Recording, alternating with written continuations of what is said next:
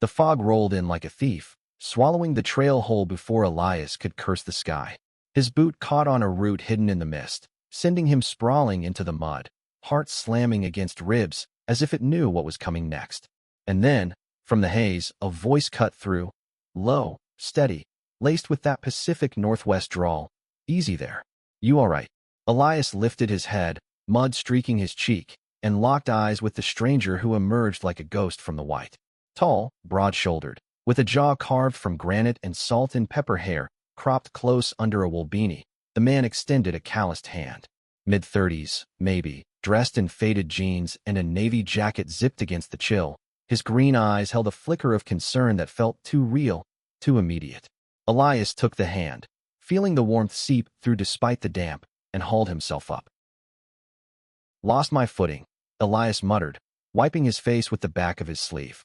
"And the path, apparently." The man chuckled, a sound like gravel under tires, but there was no mockery in it. "Happens up here. Olympic Peninsula doesn't forgive distractions.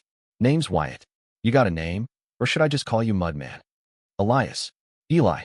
He brushed dirt from his knees, suddenly hyper-aware of the space between them, close enough to catch the faint scent of pine and aftershave on Wyatt. "Yeah, I'm turned around. Thought the switchbacks led back to Deer Park, but this fog." Wyatt nodded, scanning the tree-line as if reading invisible signs. "You're not far off, but that storm last night washed out markers. Come on, I'll walk you out. My truck's parked a mile east, can radio the rangers if needed." Eli hesitated, the solitude he'd sought on this solo hike, the one he'd driven 3 hours from Seattle to chase, now cracking open like an eggshell. But the fog thickened, and Wyatt's presence felt like an anchor in the drift. "Appreciate it. Oh, you won." They fell into step, boots crunching over fallen needles, the world reduced to graze and the rhythm of their breaths. Wyatt moved with the ease of someone who'd claimed these mountains as kin, his strides measured, unhurried. Eli stole glances, the way Wyatt's shoulders rolled with each step, the subtle flex of his forearms as he adjusted his pack. It had been months since Eli let himself notice a man like that, not since the breakup with Jordan, the one that left him hollowed out in a queen and walk-up, staring at ceilings painted with what-ifs. "You from around here?" Wyatt asked, breaking the silence as they crested a ridge, the mist parting just enough to reveal a sliver of valley below. "Seattle born and bred," Eli replied, voice steady despite the pull in his chest. "Needed to get out of the city grind. You know how it is, endless rain, endless bullshit. Figured a hike would clear the head." Wyatt's laugh was softer this time. "Oh, I know. Portland's got its own flavor of that. I'm up here every other weekend, chasing quiet. Wife thinks I'm nuts, but it beats therapy bills."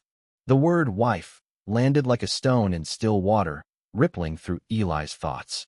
Of course, straight-laced outdoorsman, ring glinting faintly on his left hand even in the dim light. Eli nodded, shoving down the flicker of disappointment that tasted like old habit. "Yeah, mountains don't judge. Good for that." They pressed on, the trail narrowing into a single file through ferns that brushed their legs like whispers. Wyatt pointed out landmarks, a gnarled cedar older than the Republic, a creek swollen from meltwater tumbling over mossy rocks.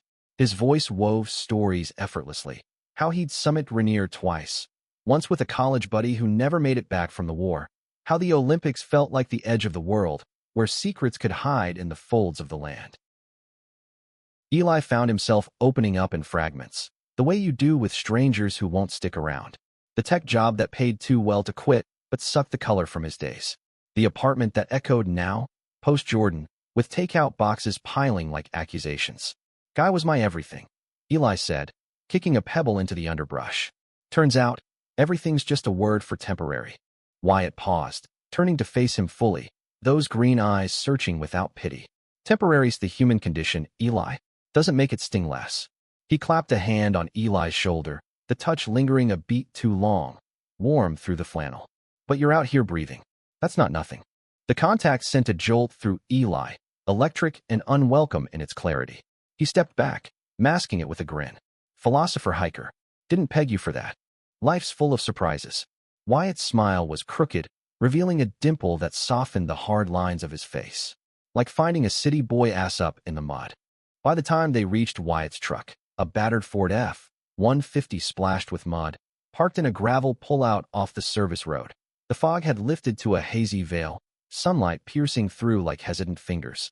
Eli's car was another half-mile down, but Wyatt insisted on driving him, radioing the rangers en route to confirm no one's reported missing. As they idled in the cab, engine rumbling low, the air between them thickened with the unspoken. Wyatt drummed fingers on the wheel, glancing sideways. "You eat? There's a diner in Port Angeles. Decent burgers, no frills. Least I can do before you vanish back to the concrete jungle." Eli's pulse kicked up, a reckless spark igniting in the quiet. It was just lunch, right? A thank you for the rescue. But the way Wyatt's gaze held his, steady and probing, felt like more, like the mountains had conspired to drop them here, two strangers on the cusp of something unnamed. "Yeah," Eli said, the word slipping out before reason could reel it back. "Burgers sound good." The diner was a relic, formica counters scarred by decades of coffee rings, neon, open sign buzzing faintly against the plate glass window overlooking Highway 101. They slid into a booth by the jukebox, vinyl seats creaking under their weight, the air heavy with grease and the faint tang of cigarette smoke from the era when it was allowed indoors. Wyatt ordered for them, double cheeseburgers, fries crisp enough to shatter, black coffee strong as regret. Eli watched him across the table, the way his fingers traced the edge of a laminated menu, calluses speaking of hands that built things, fixed things.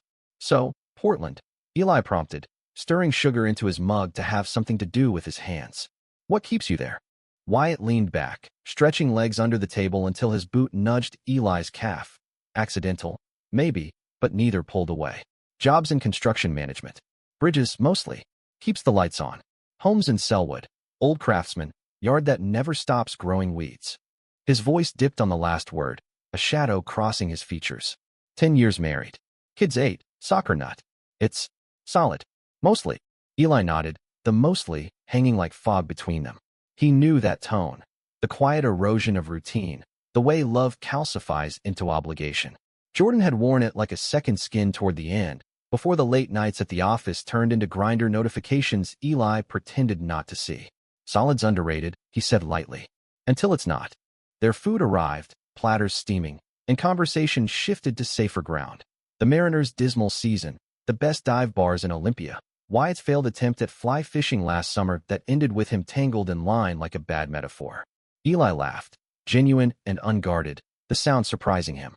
Wyatt's eyes lit up in response, crinkling at the corners, and for a moment, the diner faded, the hum of the highway, the waitress's shuffle, leaving just the two of them, knees brushing now with intent.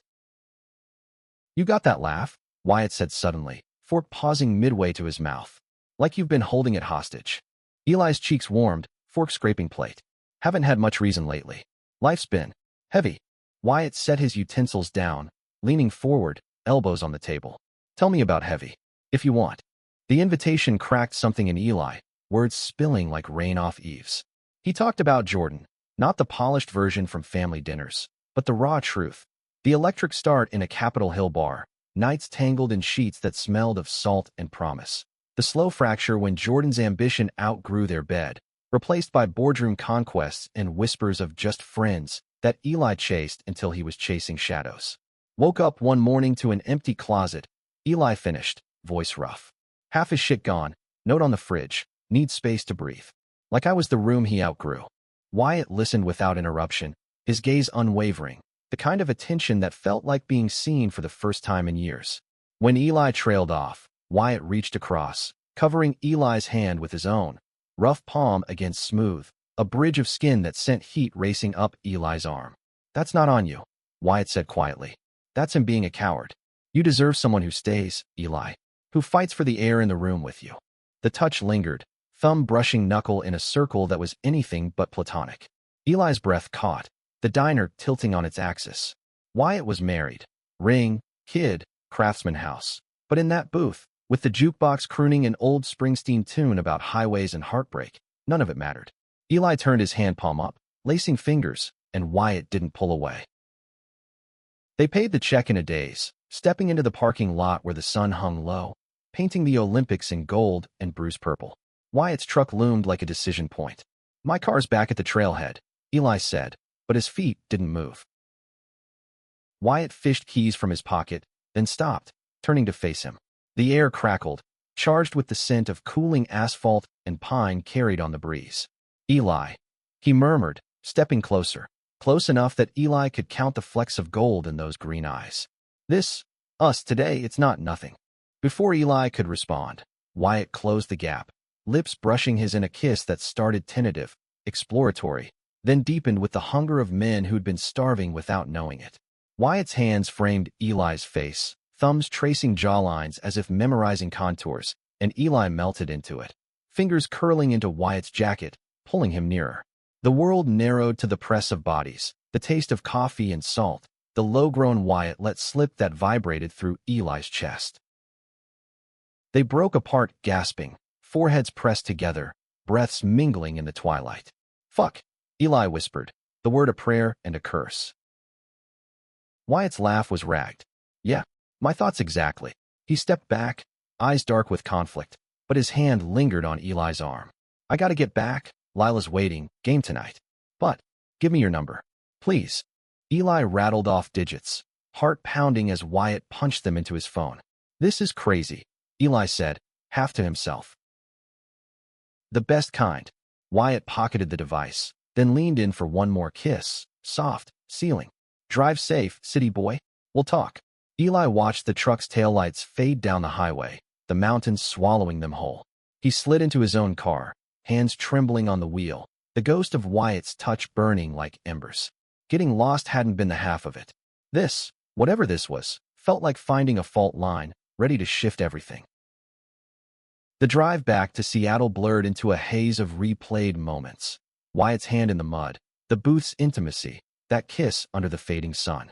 Eli's phone stayed silent until he hit the I-5, then buzzed. A text from an unknown number. Made it home. Kid scored 2 goals. Can't stop thinking about that laugh. Or the rest. W. Eli grinned, thumbs flying. Tell him congrats from Mudman, thinking the same. All of it.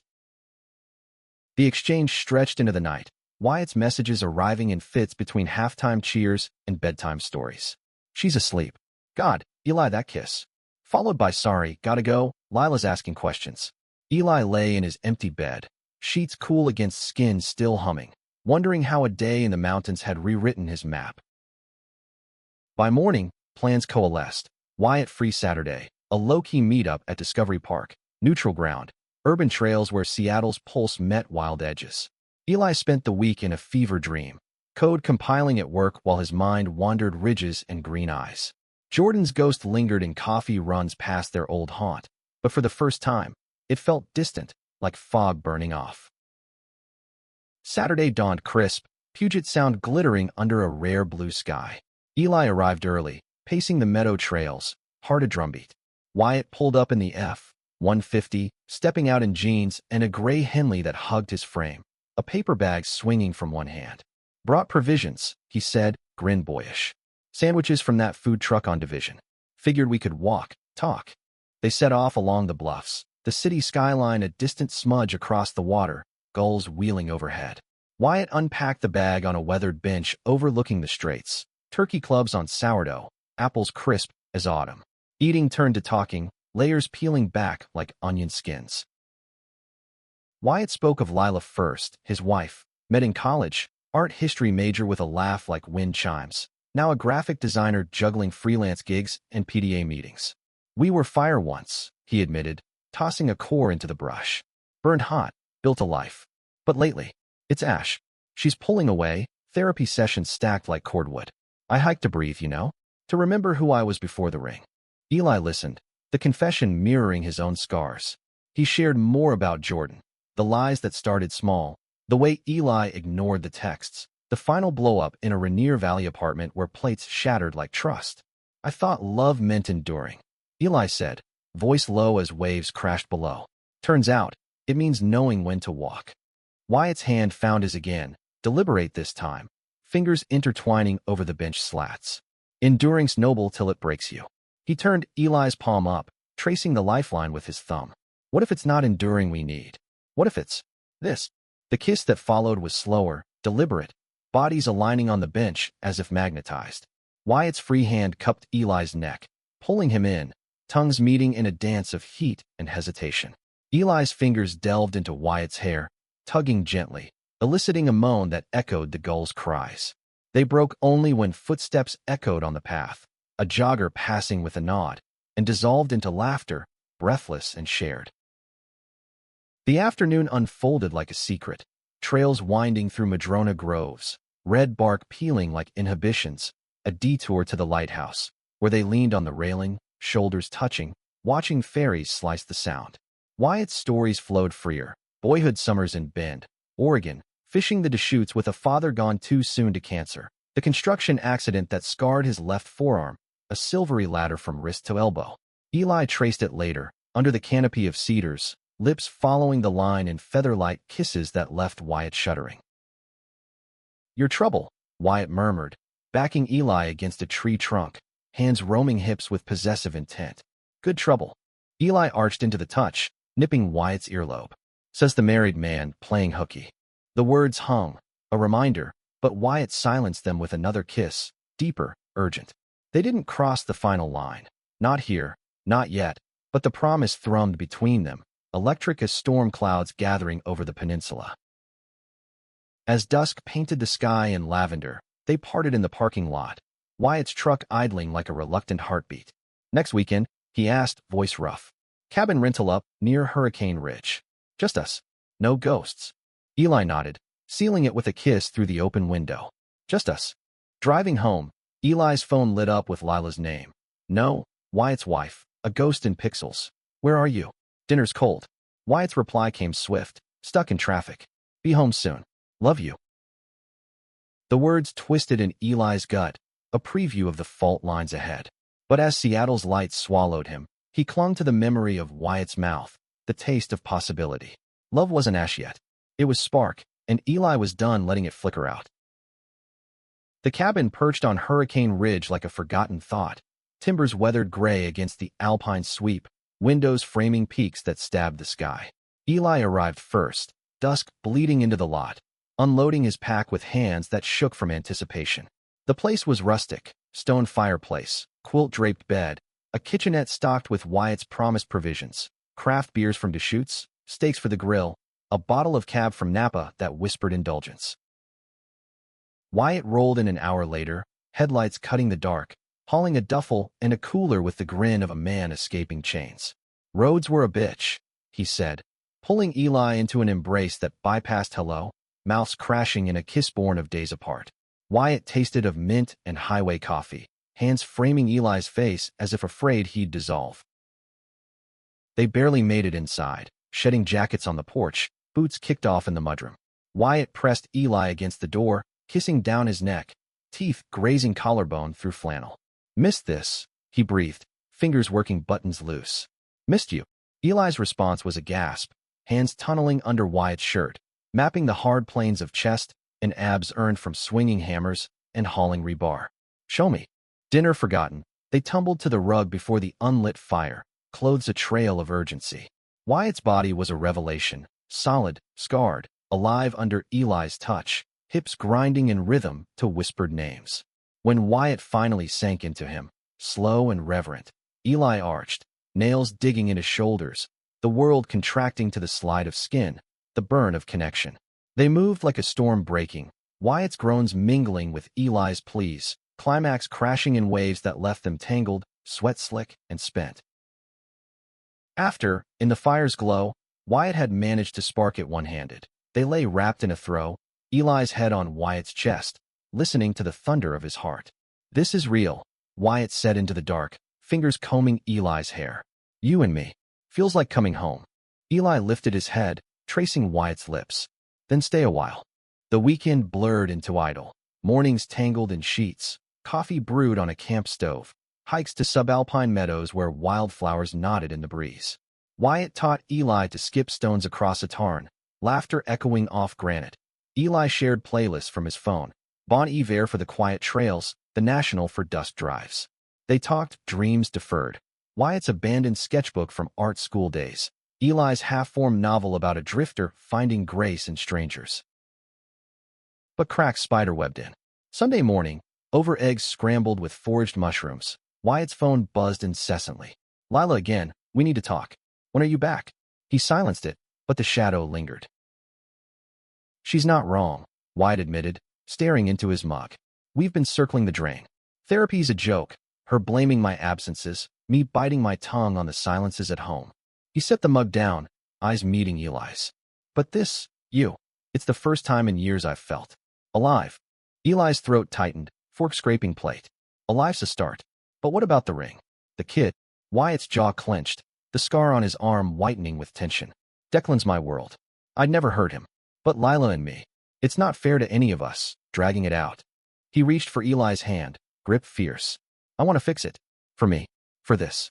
The words hung, a precipice. Eli squeezed back, heart swelling with hope laced in fear. Then fix it. I'm not going anywhere. They left the cabin as lovers, not strangers. Kisses stolen in the truck cab. Wyatt's hand on Eli's thigh as they descended the ridge. Portland loomed like a reckoning, but Wyatt's texts that night were resolute. Talk to her. Couples session Tuesday. It's starting.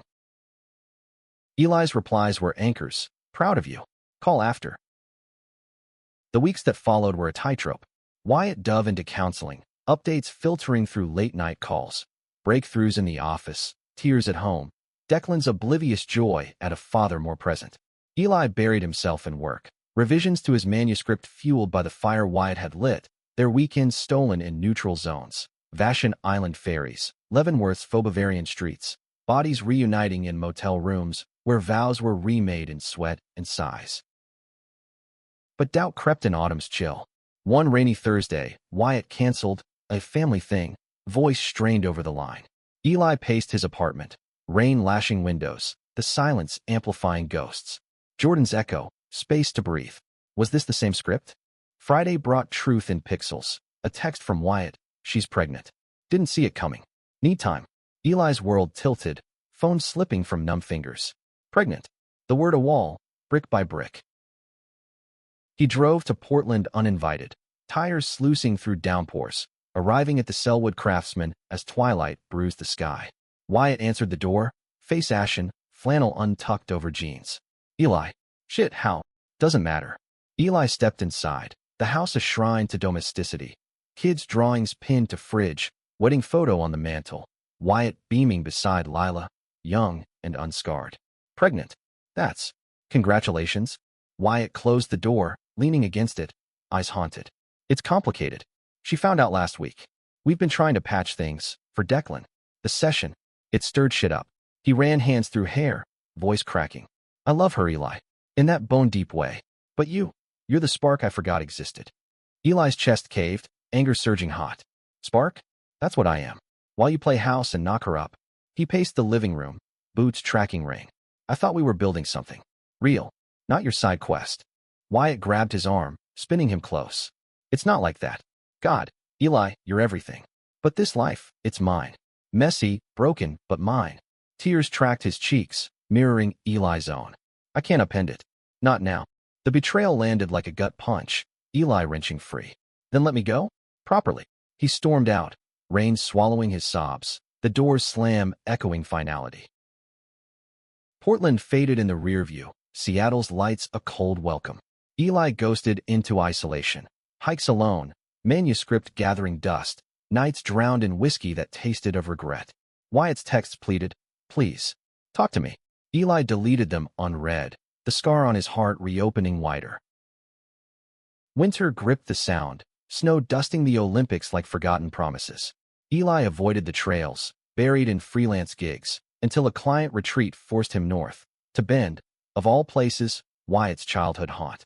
The conference was a blur of keynotes on digital nomadism, but fate, cruel jester, dropped Wyatt into the hotel bar on night 2. He looked wrecked, thinner, shadows under eyes, wedding ring polished but joyless. Eli, he breathed, sliding onto the stool beside him. Saw your name on the roster. Had to come. Eli stiffened, bourbon burning throat. Come for what? Absolution. Wyatt signaled the bartender, 2 fingers for doubles, then turned, voice raw. For you. Always. He pulled an envelope from his jacket, sliding it across. Divorce papers. Filed last month. Baby's coming, girl, due in spring, but Lila and me. We're done. Friends, co-parents. Nothing more. Eli's fingers trembled on the glass, scanning the legalese. Dissolution, asset split, custody shared. Why now? Because losing you gutted me. Wyatt's hand covered his, steady. That night you walked out. I saw it clear. The house, the ring, the solid. It was a cage. You're my freedom, Eli. My choice. Tears blurred the page, Eli's walls crumbling. I can't do half measures. Not again. No halves. Wyatt leaned in, forehead to Eli's, breath warm. All in. Marry me? Someday. When the dust settles. The bar faded, patrons murmurs a distant hum. Eli kissed him then, fierce, forgiving, tasting salt and second chances. Someday, he whispered against lips. But start with tonight. They left arm in arm, snow falling soft outside. Ben's lights a constellation of new beginnings. The mountains watched, silent witnesses, as two men forged a path not lost, but found, raw, human, unapologetically theirs. Weeks turned to months, the divorce grinding through courts like slow tectonic shift. Wyatt moved into a loft in southeast Portland. Exposed brick, views of the Willamette, space for Declan's weekends, and the baby's bassinet that Lila would keep primary. Eli shuttled between cities, their lives intertwining like vines. Joint hikes in the gorge, where Wyatt sketched Eli's profile in charcoal. Eli reading bedtime stories to Declan, the boy's gap-toothed grin melting reservations. Spring bloomed with Lila's labor. A girl named Rowan, red-haired and fierce, handed to Wyatt in the hospital with a trust that bridged their endings. You're good with him, Lila said to Eli one supervised visit, nursing in the rocking chair while Declan built Lego forts. He glows around you. Don't let him fuck it up. Eli nodded, throat tight. Won't. Promise. Summer brought the wedding. Not grand, no tuxes or toasts, just a justice of the peace in Olympic National Park, under the same fog-shrouded trees where they'd met. Wyatt in khakis and button-down, Eli in chinos and that red flannel from day one, rings simple bands of brushed tungsten. Declan as ring-bearer, scattering petals with solemn duty, Rowan in a carrier, cooing at butterflies. Vows exchanged with mountain wind as chorus, Wyatt's voice steady. I choose you, every ridge and valley. Eli's, in the lost and found, your home. They kissed as husband and husband, the world expanding in that seal. Years layered on like sedimentary rock. The cabin became theirs, weekends with kids splashing in the tarn, Declan's teen angst navigated with hikes that cleared heads, Rowan's first steps on trails that whispered freedom. Eli's novel sold. A quiet hit about two souls colliding in the wild, dedicated to the man who found me lost. Wyatt's sketches filled their walls, bridges in ink mirroring the one they'd built. Betrayals faded to footnotes, replaced by the human hum of compromise and compassion. Arguments over chores aired like laundry, then folded away. Anniversaries marked with diner burgers, mud-streaked hikes. One autumn eve, as leaves turned the Olympics crimson, they crested a ridge hand in hand, the valley sprawling below like possibility. Getting lost, Wyatt murmured, arm around Eli's waist. Best damn thing that happened. Eli leaned in, lips brushing temple. Wasn't the only thing. The kiss that followed was seasoned, sure, laced with the depth of lives woven, identities claimed, identities shared. In the mountain's embrace, they walked on, not toward horizons, but home, each other, always.